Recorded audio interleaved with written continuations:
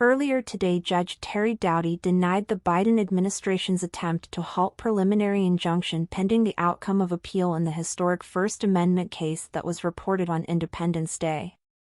The plaintiffs in the case consist of the state of Missouri, the state of Louisiana, Dr. Aaron Kheriaty, Dr. Martin Kulldorff, Jim Hoft, Dr. John Bhattacharya, and Jill Hines.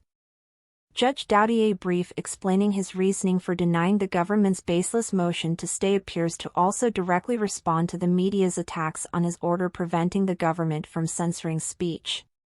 For example, a common trope from dishonest left-wing media pundits and even law professor analysts is that there was no evidence that the government censored speech. Judge Doughty's order denying the government's request to halt the injunction goes through several examples of airtight evidence showing the Fed's deliberate efforts to work with big tech to censor speech. On January 23, 2021, White House Digital Director for COVID-19 Response Team Clark Humphrey emailed Twitter and requested the removal of an anti-COVID-19 vaccine tweet by Robert F. Kennedy, Jr. 11. On April 14, 2021, White House Deputy Assistant to the President and Director of Digital Strategy Rob Flaherty, demanded censorship by Facebook of a video of Fox News hosts Tucker Carlson and Tomi Lahren where Tucker Carlson was saying COVID-19 vaccines don't work and Tomi Lahren was saying she won't take a COVID-19 vaccine. 12 Flaherty demanded immediate answers from Facebook on April 16, 2021, in relation to the video, and on April 21, 2021, despite not violating Facebook's policies, Facebook gave the video a 50% reduction for 7 days and stated it would continue to demote the video. 13. 2. Surgeon General defendants. A senior advisor to the Surgeon General Eric Waldo, testified that Surgeon General Dr. Vivek H. Murthy used his office to advocate for social media platforms to take stronger actions against health misinformation, which involved putting pressure on social media platforms to reduce the dissemination of health misinformation.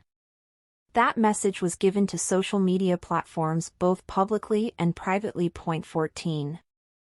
In addition to public statements, Murthy had meetings with social media companies, called health misinformation poison, and called for social media companies to do more to control the reach of health disinformation.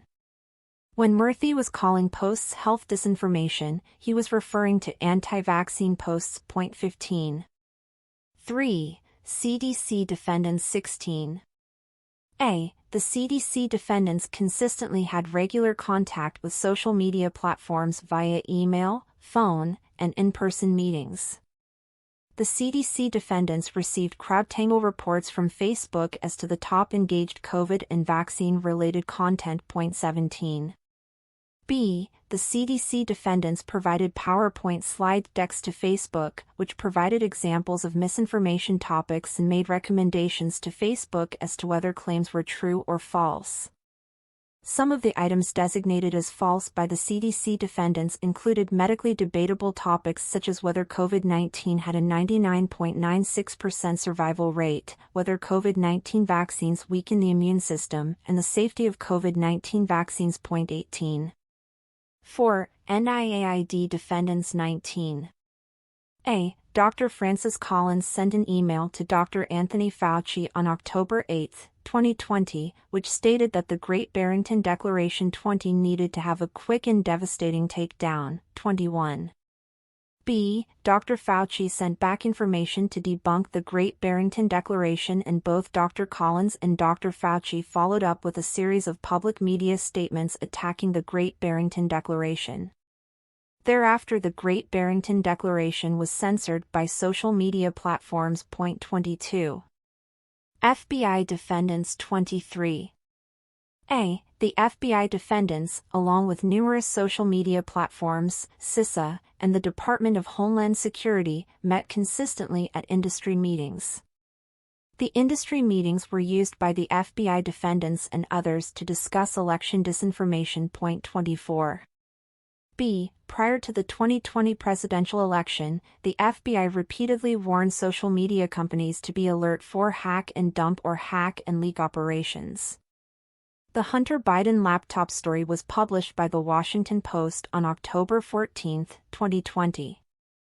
After being asked by Facebook whether the Hunter Biden laptop story was Russian disinformation, the FBI's Laura Demlow refused to comment, leading Facebook to suppress the story.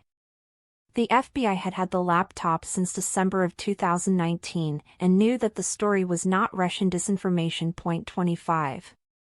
6. CISA defendants 26. A. The CISA defendants regularly met with social media platforms at several types of meetings.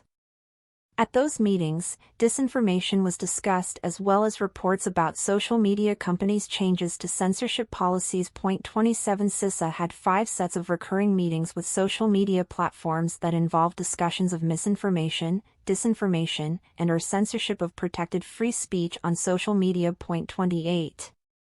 B. The CISA defendants collaborated with the Election Integrity Partnership, working with them in a switchboarding operation which reported alleged election misinformation to social media companies.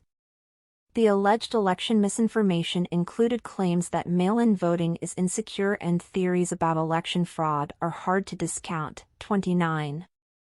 C. CISA Director Jen Easterly views the word infrastructure expressively to include our cognitive infrastructure, which deals with the way people acquire knowledge and understanding. 30.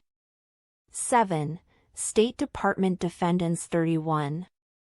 A. The State Department defendants worked closely and collaborated with the Election Integrity Partnership and the Virality Project, who forwarded alleged election misinformation and COVID-19 misinformation to social media companies. 32. The alleged misinformation related to content by American citizens.